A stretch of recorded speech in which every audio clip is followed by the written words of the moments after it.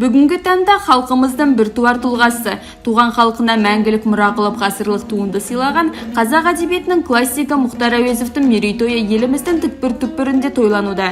Жуырда ғана киелі Абай елінде дүбірлі той өтіп, жазушының мерейтойы кең көлемде аталып өткен болатын. Ал бүгін халықаралық Абай Құнанбаев қоғамдық қорының ұйытқы болуымен сол шаралар легі жалғасын тапты. Ұлт мақтанышы, ұлы суреткердің рухына тағзым ету бүгінгі ұрпақтың парызы. Бұл ретте Абай Махмеди шығармашылық тобы атаулы датаға байланысты кезекті іс-шараның түсіріліміне қатысты.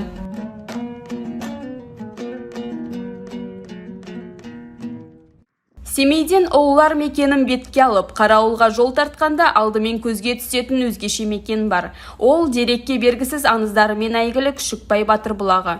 Қойнауына қасиет тұнған қарт Шыңғыстауға жол ашатын қақпа іспетті көрінетін бұл жердің өткен-кеткен жолаушы үшін жөні бөлек. Алғаш рет ел аузындағы Күшікбай бұлағының баяндалуы Мұхтар Әуезовтің қорғансыздың күні әңгімесінде көрініс табады. Абай ауданының Бөрлі ауылында Мұхтар Әуезовтің 125 жылдық мерейтойы өз жалғасын тапты. Биылғы жыл әлем әдебиетінің классигі, ұлы жерлесіміз жазушы Мұхтар Әуезовтің 125 жылдығы бүкіл республика бойынша тойланып жатқаны белгілі. Әрине, ұлы жазушының 125 жылдық мерейтойының өзінің туған топырағында өтуі әрине ерекше. Республикалық Абай Құнанбаев қоғамдық қорының іс-шарасы Мұхтар ағамыздың өзіне кіндік қан тамған Бөрлі ауылында ары қарай жалғасын табуда. Мұхтар Әуезовтің мұражайының алдындағы төбеде мұңлы қоңыр туған анам, туған жерім Бөрлі деген үлкен тас қашалып тұр. Міне сол тастың жанында ұлы жазушының ізі қалған қасиетті топырақты басып тұрмыз. Тасқа басылған бұл сөздерді оқыған әрбір жанның ойына жазушының талайлы тағдыры оралары бәлкім. Биылғы жылы өздеріңізге белгілі ұлы жазушы жерлесіміз Мұхтар Омарханұлы Әуезовтің 125 жылдық мерейтойы республика көлемінде аталып өтуде.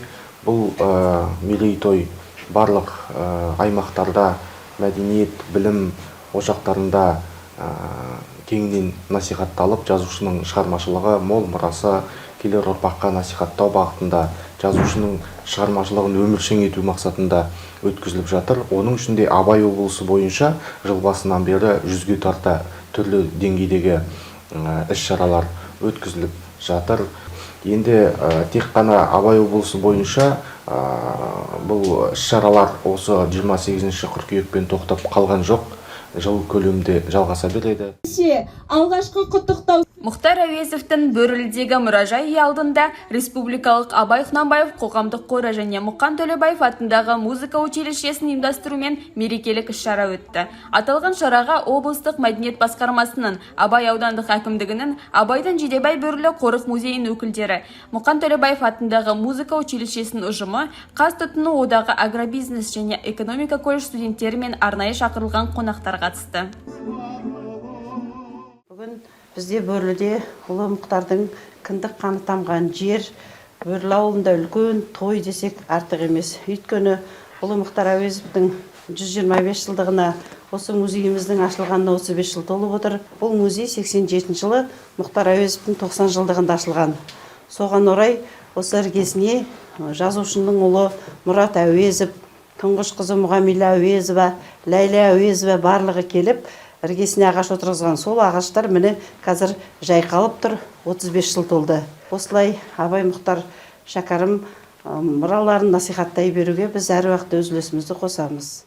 Тағылымы мол шара аясында Қазтұтыну одағы агробизнес және экономика колледж студенттері қазақ әдебиетінің ең биік тұлғасы Мұхтар Омарханұлының рухына тағзым етіп, бала Мұхтар ескерткішіне гүл шоқтарын қойды. Мерекелік шара музыкалық училище ұжымы, мәдениет саласының үздіктері, халықаралық және республикалық конкурс лауреаттарын орындауында мерекелік концертпен жалғасын тапты.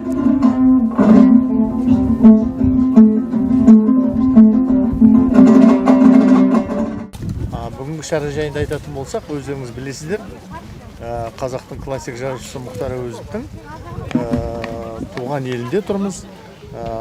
биыл үлкен мерейтой, бәріміз білеміз оны. Сондықтан да бұл бірінші емес әрине.